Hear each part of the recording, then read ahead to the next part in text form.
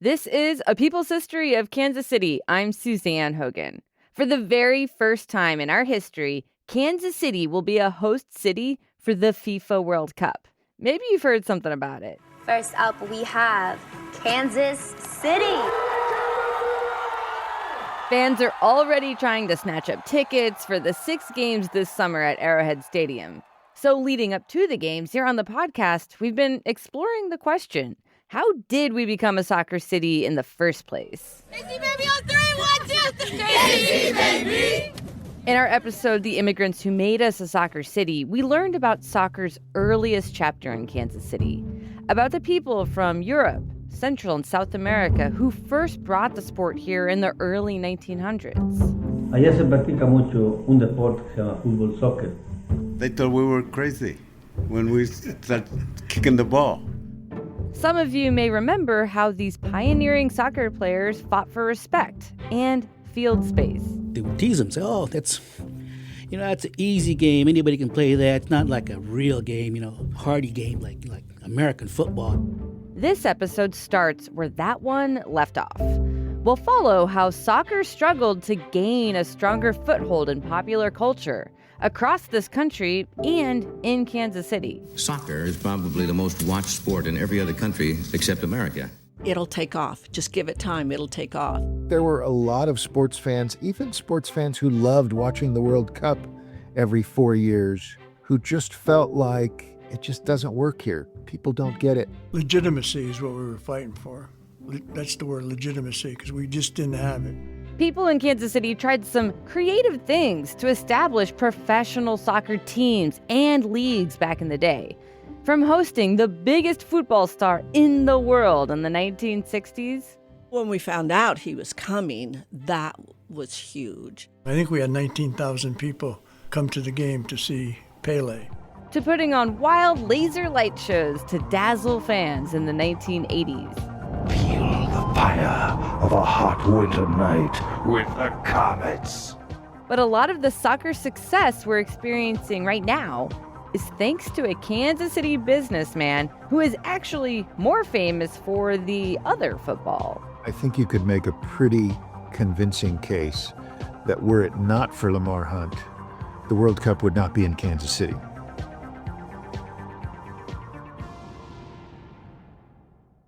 So first, let's kick it back a little bit. Like I said, in the early and mid-1900s, soccer was mostly seen as this underdog immigrant sport.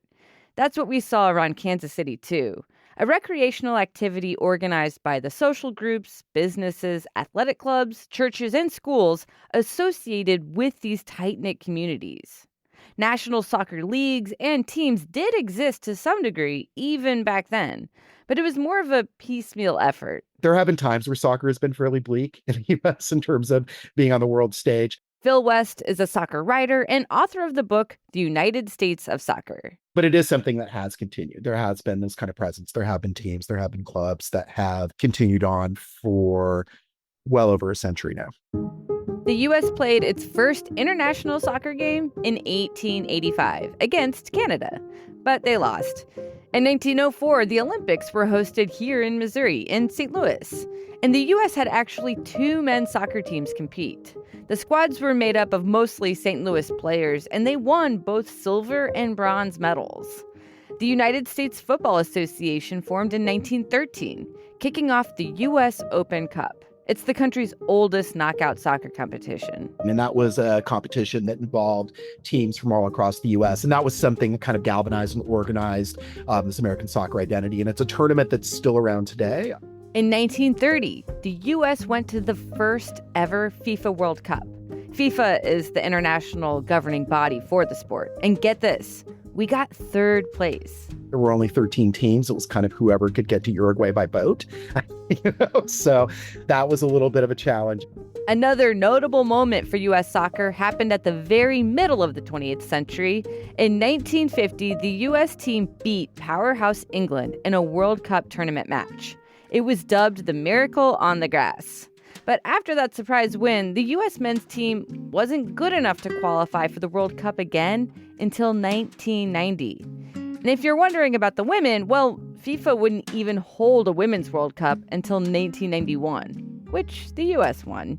It's in these in-between years through the 1960s into the 1990s, as the United States was trying to get better at soccer, that Lamar Hunt got involved.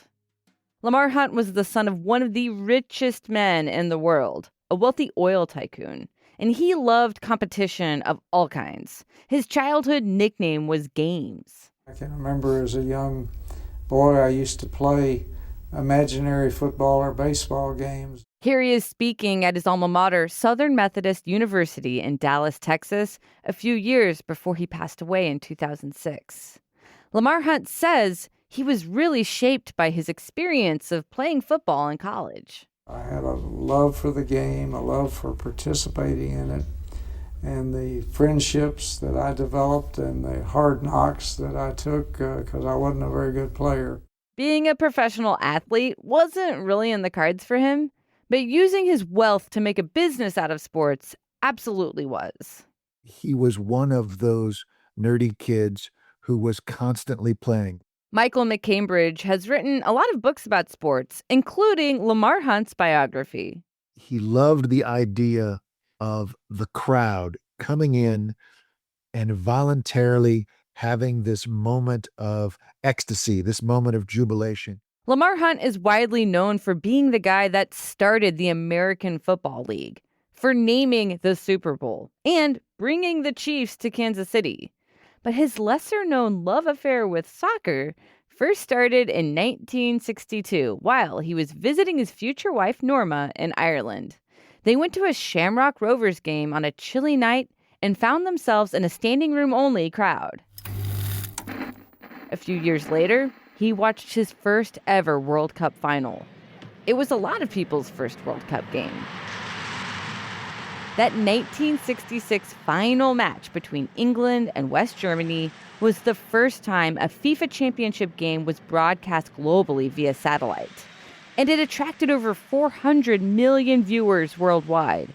It was an unprecedented display of the power of televised sports, showing the global obsession with this beautiful game. After that match, Lamar and a lot of other sportsmen felt like, okay, it's the biggest sport in the world. The World Cup is the biggest event in the world. The United States is the biggest sports country in the world with all these professional leagues. Surely soccer could succeed over here. By this point, Lamar Hunt was hooked. But at that time, there wasn't a strong national soccer program or league in the United States. So the next year, in 1967, he formed a new nationwide soccer league called the United Soccer Association, along with fellow entrepreneur and broadcaster Jack Kent Cooke. When we decided to start soccer here in America, I was warned constantly that this is a dull game. Isn't it one of the most exciting games you've ever seen in your life? That same year, another nationwide soccer league also got started, and they even managed to land a CBS deal for the games. Worried about the competition for attention, Hunt and Cooke acted fast.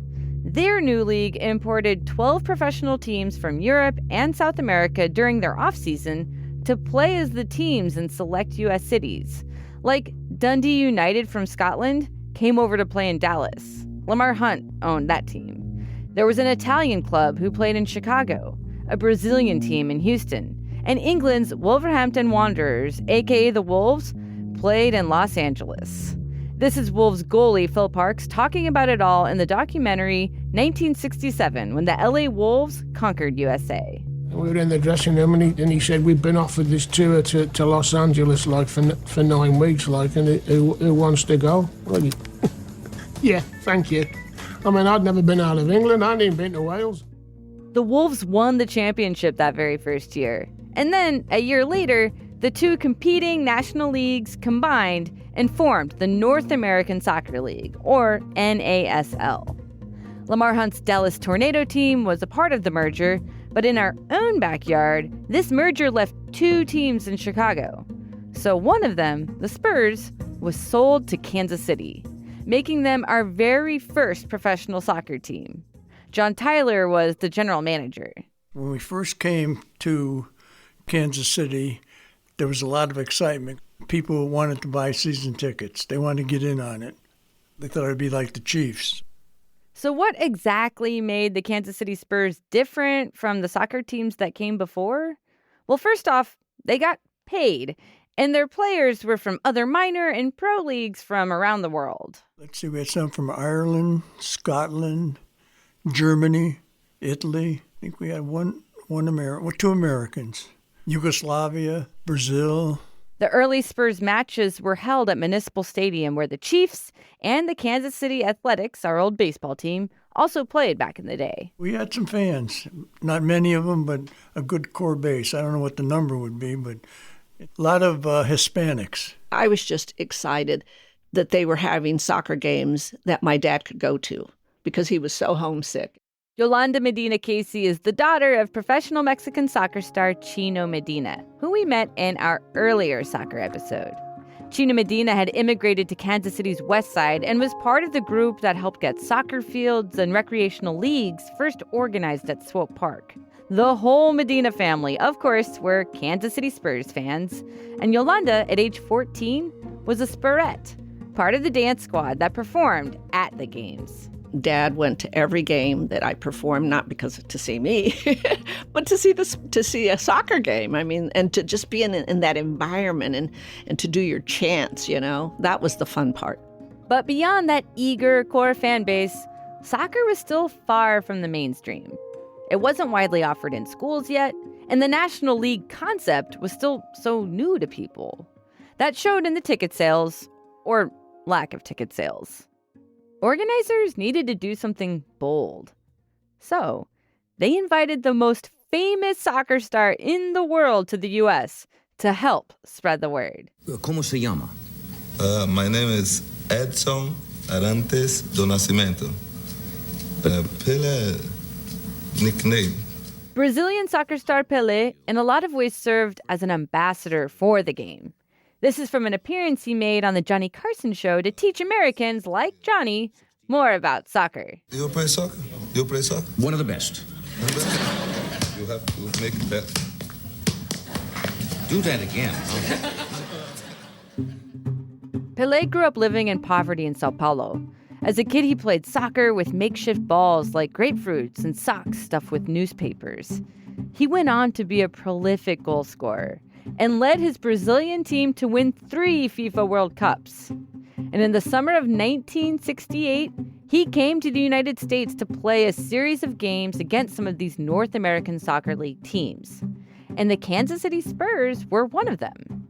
To guys like my grandpa, Costa Rican immigrant Jose Joaquin Portuguez, this was a big deal. He was so excited. That is his hero. That's my mom, Valley Portuguese Hogan. My grandpa was actually an early champion for the sport in Kansas City, too. It's a famous story within our family that he found out Pelé was coming to Kansas City, and he went to greet him when he landed at the airport, expecting there to be like swarms of people. There wasn't. But nobody knew who Pelé was. And he had a picture taken with Pelé. He treasured that photo for years and years, decades and decades and decades. On July 4th, 1968, Pelé's Brazilian team Santos played against the Kansas City Spurs. And lots of people did come out for that match. My grandpa, of course, was there at Municipal Stadium. So was Yolanda Medina Casey, her dad, and the entire family. I don't think there was a person that was going to those Sunday games at Swope Park that didn't attend that game. The Spurettes performed during the halftime, a routine to Ethel Merman's Everything's Coming Up Roses. Yolanda says it felt magical to be so close to Pelé, experiencing the energy from the crowd, all there to see him. I can actually visualize how it felt, and to just look up and see the people and just to see him and the excitement he had, because I don't think he expected that, especially in Kansas City. Maybe New York or LA or something, but here it was very unexpected, I think, for him too, and he was very emotional. I wasn't sitting with my family at the time because we were down on the field, but I'm pretty sure Dad was crying because that was huge. Spurs general manager John Tyler also has a picture with Pelé on the field standing next to him and his young kids. Great guy, a great smile, would give you his time and very approachable. That Independence Day in Kansas City, the Santos beat the Spurs 4-1. Pelé scored one of the goals. I think we had 19,000 people come to the game to see Pelé, but they never came back. Just a year into the North American Soccer League, John Tyler says they were struggling. Teams were losing too much money, including the Spurs. So in 1969, the league gave a previous strategy another go. To try to drum up attention and ticket sales, for the first half of the season, they invited professional clubs from England and Scotland to play as National League teams. The thinking was the star talent might get people to come out for games. In Kansas City, this weird switcheroo meant that the Wolverhampton Wolves played under the Spurs name for the first 9 matches of 1969. They picked up the slack for most of that season. And it was thought, well, you're bringing in European teams, maybe that would generate some interest. Their biggest home match against St. Louis attracted over 5,000 fans. But Municipal Stadium could hold over 30,000 people at this point, so even games like that felt somewhat empty. The Wolves then went home, and the regular Spurs team played 16 games through the rest of the summer. And they played well. Their average home attendance was about 4,000 people. At the end of August, in a win over the Baltimore Bays, Kansas City became the national champions for the North American Soccer League. Yeah, before it meant anything. How did Kansas City react? Ho-hum. Yeah. How did that feel? A little bit disappointing, but understandable. We knew what we were. John Tyler still has the trophy marking that championship win. He's proud of the accomplishment and what it meant to the players, coaches, and fans. But even when the Spurs were winning, it was hard to get enough people across the city to care. There was a lot working against them, including a lack of a true home. The Kansas City Chiefs and the brand new Kansas City Royals were both playing at Municipal Stadium at this point. Because of logistics and to try to save some money, the Spurs moved their matches to Pembroke High School. Turns out the ambiance and the type of field really goes a long way to generate a positive fan experience, especially for a game like soccer. Well, it's a credibility issue. You cannot sell, American people aren't stupid. And you're trying to say, you're a major league sport and you're playing in a high school stadium? Please. Financial woes across the league caused other teams around the country to give up and drop out. Some of the owners got impatient and said, I'm losing too much money, I'm done. Including the Spurs. So even after hosting Pelé, bringing in hotshot British players, and winning a national championship, after just 3 years, in 1970, the Kansas City Spurs folded. And what was left of the North American Soccer League was in trouble.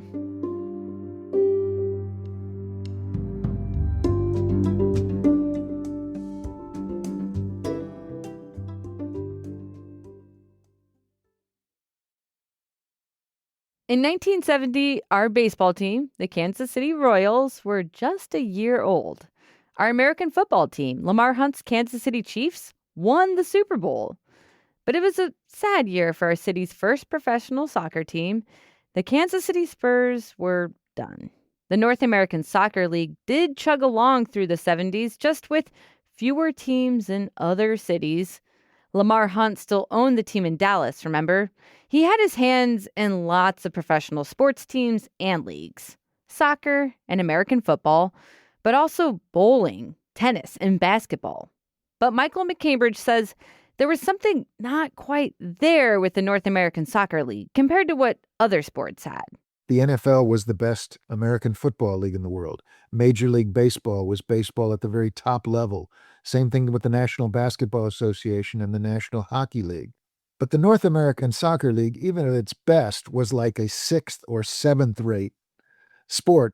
And compared to other soccer leagues around the world, the NASL didn't have the same talent pool, money, or fan support. And it didn't have the infrastructure to build up youth talent within the country.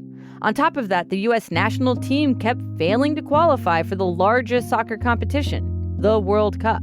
And then you also had basically uneducated American soccer fans. Because most Americans had not been raised with the game, they didn't fully understand the intricacies of soccer and thought it was boring. Compare it to football or basketball, where teams rack up dozens of points in a game. You might make it through an entire soccer match and only see a single goal, if you're lucky.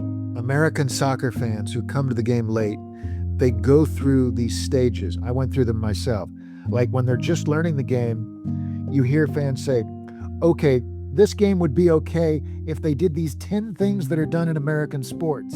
The league even changed some of the rules to make soccer more appealing to American audiences, like adding penalty shootouts for tied games, revamping the offside rule, and the clock ticking down instead of going up, just to name a few. And the teams that were left continued spending way too much money on bringing in foreign talent. Even Pelé got in on the action. He signed with the New York Cosmos for an astonishing $1.4 million. Even though this was pretty popular for their fans, over time it created more imbalance within the league, and this sort of stunt just wasn't sustainable. After Pelé signed, Lamar recognized that the way American soccer was going to grow was eventually with American soccer players, and that there was a limit to what you could accomplish just bringing in foreign talent. By the early 1980s, Lamar Hunt had lost at minimum $20 million on his Dallas Tornado team. And he was right. Sure, the sport was more popular in the U.S. than it had been when the league first started. But what they needed wasn't expensive international talent. They needed to raise up and build more American soccer players to make their domestic league sustainable in the long run. So in 1984, citing major financial losses, the National American Soccer League and the 9 remaining teams threw in the towel, and it was over. That decade, though, marked the beginnings of a different kind of soccer craze in Kansas City and across the U.S., the Major Indoor Soccer League. Local fans of a certain generation might have fond memories of the Kansas City Comets, whose games packed Kemper Arena Stadium for their hot winter nights matches. It was quite the spectacle. Welcome back to Kemper Arena in Kansas City. We are being treated right now to one of the most spectacular light shows of pregame activities that I have ever witnessed. They are using mirrors and laser beams, and the theme is keep your eye on the sky, because here come the Kansas City Comets. Well, hello, everybody. Even though indoor had slightly different rules from the professional outdoor game, it kept the sport of soccer around in Kansas City, at least in some form. The 1980s were also a time when a lot of youth and adult recreational leagues started gaining more traction around here. Former Kansas City Spurs general manager John Tyler says, one really good thing that came out of their grand experiment was the Spurs created the seed money for the Heart of America Soccer Association. It was a youth and adult rec soccer program, and it helped lay the groundwork for other local leagues. The concept was correct. If you get kids to play, eventually they'll become fans. The thinking was, if you can get more American kids involved with the sport, in time it would pay off with the superstars of tomorrow. Grandfathers played, and they're watching their grandsons play now. Even though it would take decades for that to come to fruition, the idea had merit. Kansas City would see a number of rec leagues gain popularity in the 80s, like the Johnson County Soccer League, the Kansas City Legends, and the Brookside Soccer Club, which raised up kids like me to start seeing soccer as an activity we could do. Soccer also started to be offered more widely in schools and colleges around this era. But on the professional scene, soccer got another big shot at the American market when businessmen like Lamar Hunt campaigned for the United States to be a host country for the 1994 FIFA World Cup. Lamar Hunt absolutely loved the World Cup. He rarely missed tournaments since he first caught the soccer bug. Today, football, or soccer as we Americans call it, has a large and dedicated following around the world. This is part of then-President Ronald Reagan's official case to FIFA. The United States stands ready to provide unsurpassed support to make the 1994 World Cup tournament a success. And we got it. But there was a catch. The U.S. could only host the games if they started a new professional league. I think a lot of people felt like, we've tried it, it's just not going to work in the States. Michael McCambridge says the wounds were still fresh from the failed North American Soccer League, and many business folks were skeptical. But Lamar Hunt still believed. He was brought in to help make a plan for Major League Soccer. Maybe the country was at the point where they could finally appreciate and embrace soccer if it was done the right way and if it was built from the ground up. In 1994, the World Cup games kicked off with matches hosted in arenas in Los Angeles, San Francisco, Dallas, D.C., Orlando, Detroit, New York, Boston. The opening ceremony was held in Chicago, emceed by Oprah Winfrey. The United States of America warmly welcomes you to World Cup USA 1994! Alan Rothenberg, the president of the United States Soccer Federation, talked about his dreams for soccer in the country. We hereby dedicate these World Cup finals to the future of the sport of soccer. The U.S. national team automatically qualified for the tournament because we were hosting. And this U.S. team performed superbly. And that home field advantage helped us finally build up more local fan support. And the crowd are right behind them once again here today. The U.S. made it to the round of 16, but then lost to Brazil, who eventually won the whole thing. But after the tournament wrapped up, it took 2 whole years for Lamar Hunt and other businessmen to make good on their promise and finally launch Major League Soccer. As you are leading up to the formation of Major League Soccer, the rest of Lamar's family is quietly dreading it because they know he still has the zealot's love of the game, and they have tried to talk him out of it. His wife, Norma, doesn't even want to talk about it. She's like, haven't we done this before and lost millions of dollars? Finally, his son, Lamar Jr., says, it's his money. He can do what he wants with it. I guess we're going to do soccer again. When the MLS kicked off in 1996, it had 10 teams. And sports writer Phil West says some of the branding and designs around these early teams were really out there. There was a fashion show of the uniforms at the Palladium, and that is something worth a YouTube deep dive if you can find that. Of the Kansas City Wiz. There's some pretty silly 90s extreme puffy sleeved kind of jerseys that are definitely worth taking in. The San Jose Clash. Lamar Hunt at one point owned 3 teams, the Dallas Burn, Columbus Crew, and the Kansas City Wiz, our city's first professional outdoor soccer team in almost 30 years. I remember the beginning of the Kansas City Wiz, and they had, in my opinion, a really cool uniform and logo. There was a soccer ball that had multicolored tails, a rainbow-colored wave across a blue, white, or black jersey. But Michael McCambridge says the name The Wiz was destined to be short-lived. I remember asking Lamar once, Lamar, were you aware that whiz was sort of slang for urination? And he was like, oh, no, I did not originally know that. And on top of that, there was the threat of a lawsuit from an electrical company also called The Wiz. So after just 1 year and a fan contest, they decided to change the name to The Wizards. And they played where the Chiefs played, at Arrowhead. But it was pretty clear the boss wanted the Kansas City Wizards to play in Arrowhead Stadium, and so the Kansas City Wizards played in Arrowhead Stadium. Major League Soccer fans in the U.S. wanted that wild, contagious experience that was the signature part of the game in other parts of the world. Game location was a huge part of this puzzle. The other key was, of course, the fans.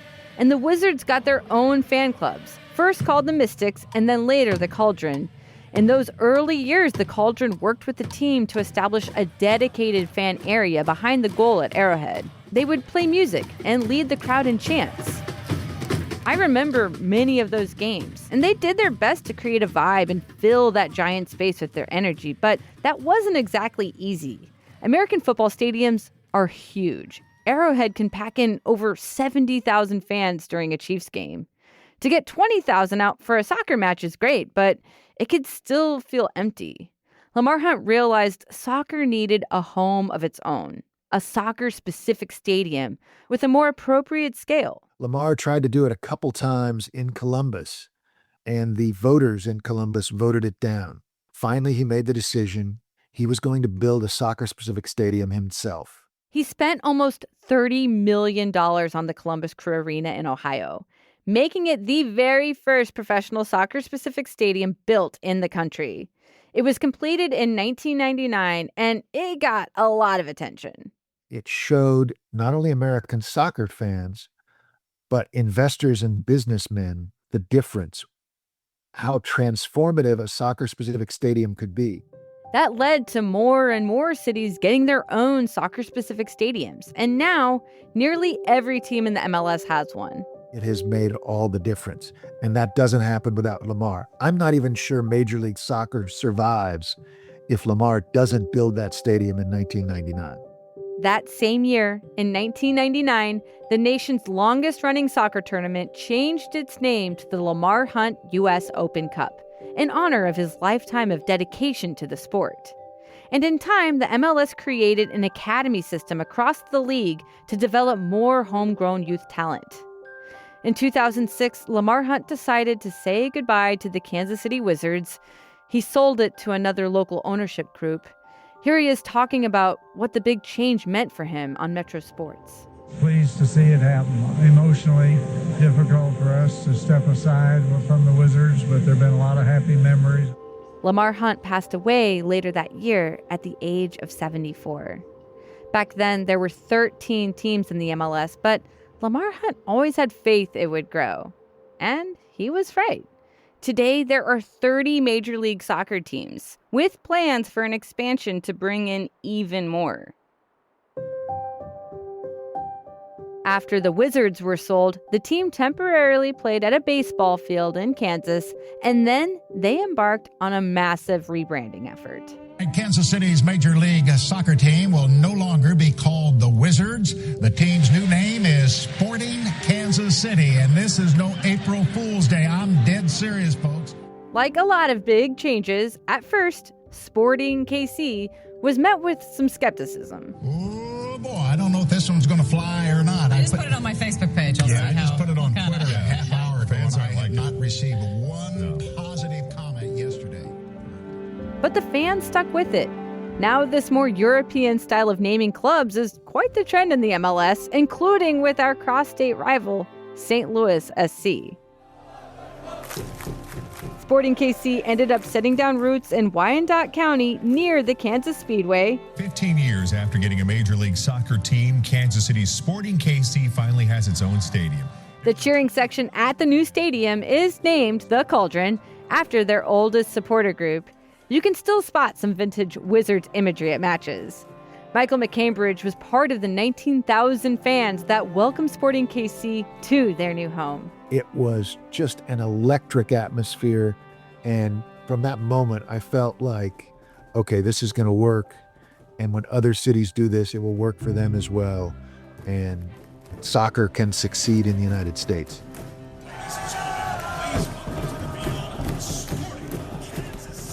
And Lamar Hunt's dream for soccer in the United States continues on. As we prepare to host the FIFA World Cup here in this building, I can't help but think about my dad. His son, Clark Hunt, is CEO for the Chiefs and the chairman of the Hunt Sports Group, which is a hugely influential sports and entertainment business. The Hunt family was a major advocate for the 2026 World Cup bid and for Kansas City to be selected as a host city. He was captivated by the passion of the fans and the beauty of the game, and that proved to be what inspired him to bring professional soccer to the United States. And in 2026, 60 years after my dad first had that dream, the FIFA World Cup will be played in a stadium he once called his favorite place on earth, GEHA Field at Arrowhead.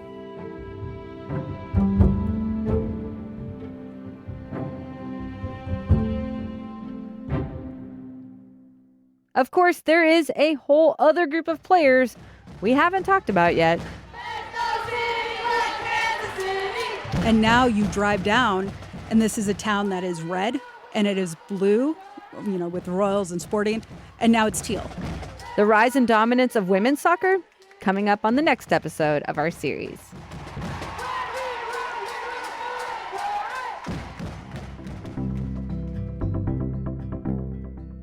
This episode of A People's History of Kansas City was reported, produced, and mixed by me, Suzanne Hogan, with editing by Mackenzie Martin and Gabe Rosenberg.